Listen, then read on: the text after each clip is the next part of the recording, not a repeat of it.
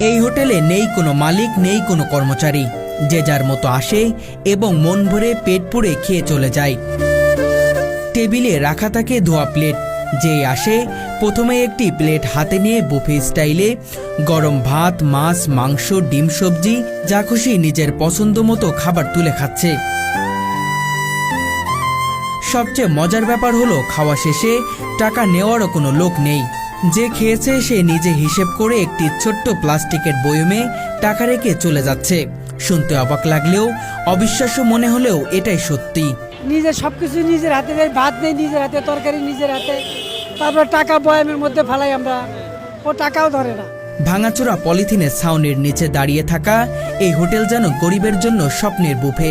গরিবের বুফে, যে বড় হোটেলে যে বুফে খাওয়ার ক্যাপাসিটি থাকে না, তাই যারা একটু আমাদের মতো একটু লো ক্লাসে তাদের জন্য যে এটা পারফেক্ট। কোন লিমিটেশন নাই, আপনার যতক্ষণ পেট ভরে খাইতে পারবেন। হোটেলের এক কোণে ছোট্ট চুলায় সারাক্ষণ ধোয়া উঠছে। সেখানে রান্না করেন একজন মানুষ, চাঁদপুরের ছেলে মিজান।